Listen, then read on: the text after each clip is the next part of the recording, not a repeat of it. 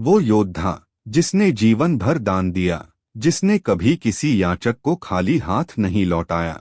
वो कर्ण, उसे नरक क्यों मिला? और वो योद्धा जिसने अपने ही रिश्तेदारों को मारा, गुरुओं के सामने धनुष उठाया। वो अर्जुन, उसे सीधे स्वर्ग क्यों? क्या भगवान पक्षपाती थे? क्या धर्म अधूरा था? या फिर हमने महाभारत को कभी समझा ही नहीं? आज की कहानी आपके धर्म, कर्म और न्याय की सोच हमेशा के लिए बदल देगी। महाभारत का युद्ध समाप्त हो चुका था। 18 दिन, 18 अक्षौहिणी सेनाएं, धरती रक्त से लाल हो चुकी थी। कौरव समाप्त थे, पांडव विजयी थे, लेकिन जीत के बाद भी कोई खुशी नहीं थी। युधिष्ठिर सिंहासन पर बैठे थे, पर आंखें झुकी हुई थीं। भीम मौन था, नकुल सहदेव अपराध बोध में थे, और अर्जुन, जिसने सबसे ज्यादा युद्ध लड़ा, वो सबसे ज्यादा टूटा हुआ था। क्यों? क्योंकि उसके हाथों से कर्ण मारा गया था। उसी रात अर्जुन को नींद नहीं आ रही थी। कृष्ण पास आए। अर्जुन ने पूछा, माधव, मैंने युद्ध जीता, धर्म की रक्षा की, फिर भी मन शांत क्यों नहीं? कृष्ण मुस्कुराए नहीं। उन्होंने बस इतना कहा, क्योंकि तुमने सिर्फ युद्ध नहीं लड़ा अर्जुन, तुमने कर्म किया है। अर्जुन चौंक गया। कुछ समय बाद पांडवों को स्वर्ग दर्शन का अवसर मिला। इंद्र का रथ आया। सबसे पहले अर्जुन को बुलाया गया। रथ स्वर्ग की ओर बढ़ा। देवता पुष्प वर्षा कर रहे थे, अप्सराएं नृत्य कर रही थीं।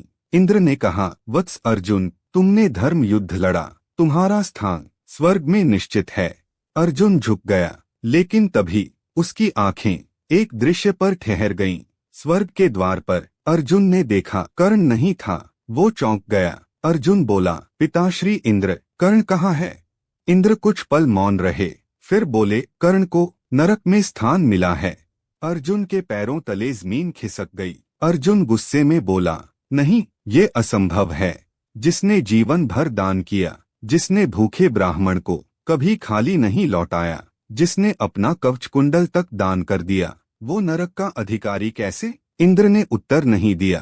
तभी यमराज प्रकट हुए। यमराज ने पूछा, अर्जुन, तुम्हें क्या लगता है, धर्म क्या है? अर्जुन बोला, धर्म सत्य, दया और दान। यमराज मुस्कुराए। अधूरा उत्तर। यमराज बोले, कर्ण ने दान किया, लेकिन अधर्म के पक्ष में खड़ा रहा। उसने सत्य जाना, फिर भी दुर्योधन का साथ नहीं छोड़ा। उसने द्रौपदी का अपमान होते देखा और मौन रहा। दान से पाप नहीं धुलते अर्जुन, कर्म की नियत निर्णायक होती है। अर्जुन स्तब्ध रह गया। अर्जुन ने पूछा, तो फिर मैं? यमराज बोले, तुमने भी अधर्म किए, तुमने भी नियम तोड़े, लेकिन तुमने अहंकार नहीं पाला। तुमने हर कर्म कर्तव्य समझकर किया। तुमने फल की इच्छा नहीं की। यही कर्मयोग है। यमराज ने कहा, कर्ण का पाप उसका दान नहीं था, उसका पाप था सत्य जानकर भी अधर्म का साथ देना, मित्रता के नाम पर न्याय से समझौता करना, स्वयं को हमेशा पीड़ित मानना।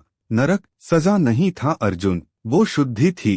अर्जुन कांपती आवाज में बोला, तो क्या कर्ण हमेशा नरक में रहेगा? यमराज बोले, नहीं, कर्ण का नरक कुछ समय का है, क्योंकि उसका दान उसे अंततः स्वर्ग तक ले जाएगा। अर्जुन की आंखें भर आईं। कृष्ण प्रकट हुए। उन्होंने कहा, महाभारत किसी को महान या नीच नहीं ठहराती, यह बताती है अच्छे कर्म भी गलत पक्ष में हो तो अधर्म बन जाते हैं, बुरे कर्म भी कर्तव्य से हो तो मुक्ति का मार्ग बनते हैं। आज भी हम कर्ण जैसे हैं, सही जानते हैं, लेकिन गलत का साथ देते हैं, और फिर कहते हैं, मैं तो अच्छा इंसान हूँ। महाभारत कहती है, अच्छाई का दावा नहीं, सही पक्ष चुनना धर्म है। कर्ण महान था, लेकिन उसका चुनाव गलत था। अर्जुन गलतियों से भरा था, लेकिन उसका समर्पण सही था। और यही फर्क है नरक और स्वर्ग के बीच। अगर ये कहानी आपकी सोच हिला गई हो तो वीडियो को लाइक करें। ऐसी और अनसुनी महाभारत कहानियों के लिए चैनल सब्सक्राइब करें, क्योंकि धर्म आसान नहीं, लेकिन सत्य हमेशा मुक्त करता है।